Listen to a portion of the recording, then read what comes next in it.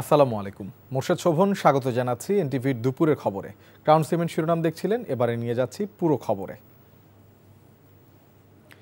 এমপিওভুক্ত স্কুলের শিক্ষক কর্মচারীদের বাড়ি ভাড়া ভাতা সর্বোচ্চ 15% বাড়ানোর প্রজ্ঞাপন জারি করেছে অর্থ মন্ত্রণালয়। আজ এই প্রজ্ঞাপন জারি করা হয়। প্রজ্ঞাপন মোতাবেক এমপিওভুক্ত শিক্ষক কর্মচারীরা নভেম্বরের 1 তারিখ থেকে মূল বেতনের 7.5% হারে বাড়ি ভাড়া ভাতা পাবেন। তবে তা সর্বনিম্ন 2000 টাকা হবে। আর 2026 সালের 1 জুলাই থেকে এই বাড়ি ভাড়া ভাতা 15% হবে, সর্বনিম্ন 200 টাকা থাকবে। ইতোমধ্যে শিক্ষকরা তাদের চলমান আন্দোলন প্রত্যাহারের ঘোষণা দিয়েছেন। তবে অনশনের কারণে ইতোমধ্যে 4 জন শিক্ষক অসুস্থ হয়ে হাসপাতালে চিকিৎসাধীন আছেন এবং বেশ কয়েকজন শিক্ষক অসুস্থ হয়েও শহীদ মিনারে অবস্থান করছেন বলে জানা গেছে।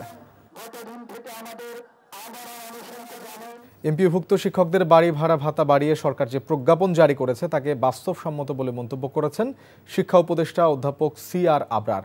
আজ সচিবালয়ে তিনি এমন মন্তব্য করেন। খুবই বাস্তবসম্মত এবং গুরুত্বপূর্ণ একটা আমার মনে হয় যে অগ্রগতি হলো যে বেসরকারি এমপিওভুক্ত শিক্ষক এবং কর্মচারীদের সংক্রান্ত তাদেরকে যেটা ইম্প্যাক্ট করবে এই ধরনের একটা সিদ্ধান্ত এটা হলো। এবং আমি এই মন্ত্রণালয়ের দায়িত্বপ্রাপ্ত যেদিন থেকে হয়েছিলাম সেই দিন থেকে শুরু করে সবসময় আমি যেই কথাটা বলে এসেছি সেটা হচ্ছে যে শিক্ষকরা মানে গুরুত্বপূর্ণ ভূমিকা আমাদের দেশ গঠনে তারা ভূমিকা রাখছেন এবং এটাকে অস্বীকার করা যায় না যে তাদের যে বেতন কাঠামো এবং অন্যান্য সুযোগ সুবিধাদি সেটা যথেষ্ট রকমভাবে কম। তত্ত্বাবধায়ক সরকার ব্যবস্থা ফেরাতে করা আপিলের শুনানি আগামীকাল পর্যন্ত মুলতবি করেছে আপিল বিভাগ। এর আগে প্রধান বিচারপতি ডক্টর সৈয়দ রেফাত আহমেদের নেতৃত্বাধীন 7 বিচারপতির পূর্ণাঙ্গ আপিল বেঞ্চে এই শুনানি শুরু হয়। আবেদনের পক্ষে শুনানি করেন আইনজীবী ডক্টর শরীফ ভূঁইয়া। গত 27 আগস্ট তত্ত্বাবধায়ক সরকার ব্যবস্থা বাতিলের রায় পুনর্বিবেচনা চেয়ে করা আবেদনের শুনানি শেষে আপিলের অনুমতি দেয় আদালত। 2011 সালের 10 মে সংখ্যাগরিষ্ঠ মতামতের ভিত্তিতে সংবিধানের ত্রয়োদশ সংশোধনী বাতিলের ঘোষণা করে রায় দেয় আপিল বিভাগের পূর্ণাঙ্গ বেঞ্চ। ঘোষিত রায়ের পর তত্ত্বাবধায়ক সরকার ব্যবস্থার বিলোপ সহ বেশ কিছু বিষয়ে আনা পঞ্চদশ সংশোধনী আইন 2011 সালের 30 জুন জাতীয় সংসদে পাশ হয়। 5 আগস্টের পর বিএনপি মহাসচিব, জামায়াতের সেক্রেটারি জেনারেল ও বদিউল আলম মজুমদার সহ 8 জন রিভিউ আবেদন করেন।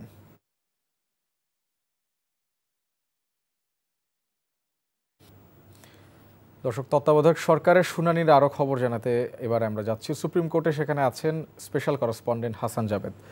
জাবেদ, তত্ত্বাবধায়ক সরকার ইস্যুতে আইনজীবীরা শুনানিতে কি বলছেন বিস্তারিত আমাদের জানাবেন।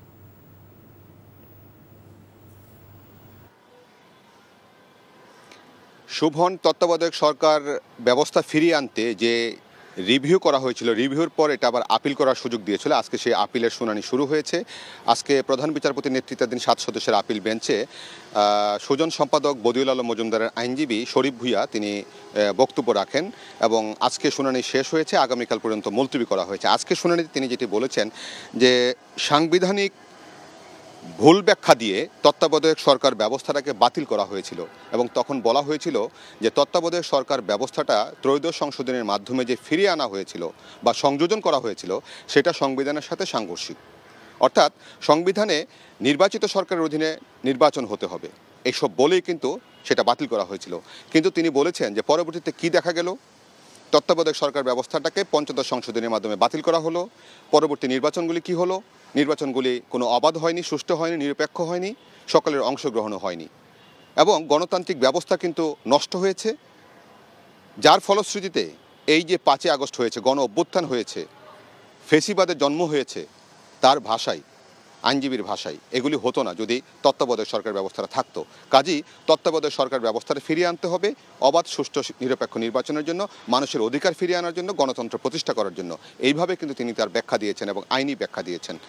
এবং সেখানে যে কিছুটা জুতচুরি করা হয়েছিল সেটা কিভাবে, যে রায়টা দিয়েছিল প্রথম সংক্ষিপ্ত রায় যে পরবর্তী 2টা নির্বাচনও কিন্তু তত্ত্বাবধায়ক সরকারের অধীনে হতে পারে, কিন্তু এই সংক্ষিপ্ত রায়ের পরই পঞ্চদশ সংশোধনের মাধ্যমে তত্ত্বাবধায়ক সরকারটাকে ব্যবস্থাটাকে বিলোপ করা হলো। তারপর সাবেক প্রধান বিচারপতি খায়রুল হক, যার নেতৃত্বাধীন এই বেঞ্চ সেই অর্ডারটা দিয়েছিল, জাজমেন্ট দিয়েছিল, তিনি ছুটি নেওয়ার পর অবসরে যাওয়ার 16 মাস পর দেখা গেল সেই রায়ে স্বাক্ষর করেছেন। তখন কিন্তু সেই রায়ে পরবর্তী 2টা নির্বাচনে তত্ত্বাবধায়ক সরকার ব্যবস্থা হতে পারে সেটা ছিল না। এভাবে কিন্তু আদালতকে ব্যবহার করে তত্ত্বাবধায়ক সরকার ব্যবস্থাকে বিলোপ করা হয়েছে, সেটাই বলেছেন। আর আজকে ট্রাইব্যুনালকে একটা তথ্য জানাতে চাই যে বিকাল 2টা কিছুক্ষণ পরই কিন্তু সাবেক প্রধানমন্ত্রী শেখ হাসিনার বিরুদ্ধে যে একটা মামলা চলছে মানবতা বিরোধী অপরাধের মামলা, সেটা আসামি পক্ষ তার পক্ষে যুক্তিতর্ক উপস্থাপন করবেন। আরেকটি তথ্য হচ্ছে যে আগামীকাল কিন্তু গুমের মামলায় 2টি গুমের মামলায় 16 জন সেনা সদস্যের যে আগামীকাল কিন্তু ট্রাইব্যুনালে হাজির করার কথা রয়েছে, তারা কিন্তু এখন সেনা হেফাজতে রয়েছে 15 সেনা কর্মকর্তা। এখন তারা কি কালকে সকালে নিজেরাই এসে এখানে আত্মসমর্পণ করবেন নাকি আজকে গ্রেফতার হবেন বা কি প্রক্রিয়া আসবেন এটা কিন্তু আসলে প্রসিকিউশন জানে না, তবে তারা কালকে আসবেন ট্রাইব্যুনালে এমনটা আভাস পাওয়া যাচ্ছে। শোভন। দর্শক, আমরা জানছিলাম তত্ত্বাবধায়ক সরকার ব্যবস্থা নিয়ে শুনানির সর্বশেষ খবরাখবর। ইম্পোর্ট কুরিয়ার বিভাগ থেকে হযরত শাহজালাল আন্তর্জাতিক বিমানবন্দরের কার্গো ভিলেজে আগুন লেগেছে বলে জানিয়েছেন বেসামরিক বিমান চলাচল কর্তৃপক্ষের chairman air vice marshal Mohammad Mostafa Mahmud Siddiqui. সকালে কুর্মিটোলায় বেবি চকের সদর দফতরে আয়োজিত এক সংবাদ সম্মেলনে তিনি এসব কথা বলেন। Air vice marshal Mohammad Mostafa Mahmud Siddiqui বলেন, কার্গো টার্মিনালের বাইরে ছড়িয়ে থাকা পণ্য নিয়ে তদন্ত চলছে।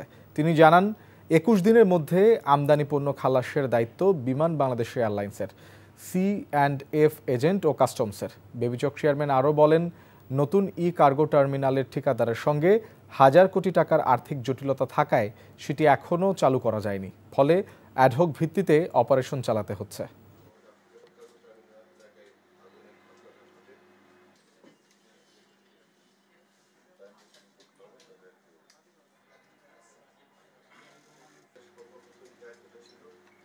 ধারণা করা হচ্ছে যে আগুনের সূত্রপাত হয় ইম্পোর্ট কুরিয়ার সেকশন থেকে, এটা ধারণা করছি।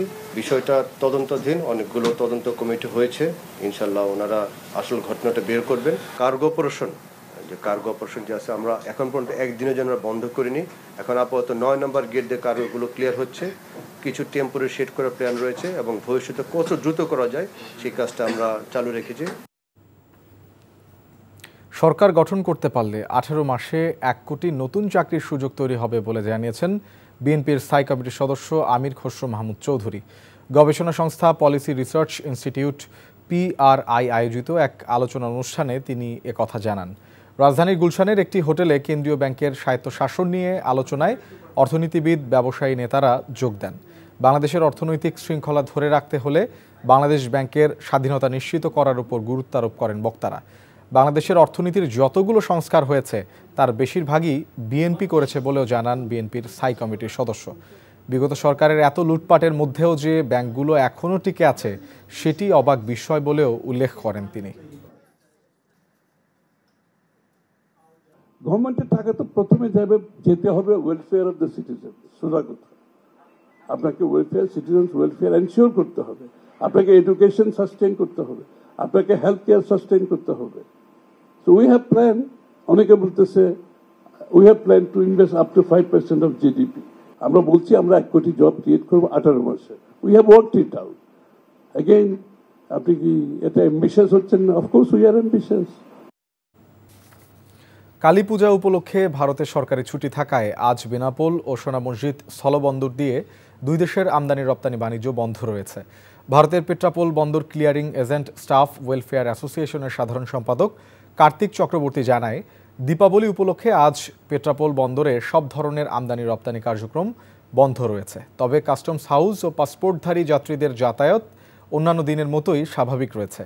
এদিকে একই কারণে চাঁপাইনবাবগঞ্জের সোনা মসজিদ স্থলবন্দরেও কার্যক্রম বন্ধ রয়েছে। কাল থেকে পুনরায় আমদানি রপ্তানি কার্যক্রম শুরু হবে। এ ছিল দুপুরের খবরে। এই খবরে ভিডিও সহ আপডেট জানতে ভিজিট করুন এনটিভি অনলাইন www.ntvbd.com। এছাড়াও এনটিভির জনপ্রিয় সব অনুষ্ঠান ও খবরের আপডেট জানতে ভিজিট করুন আমাদের ইউটিউব ও ভেরিফাইড ফেসবুক পেজ।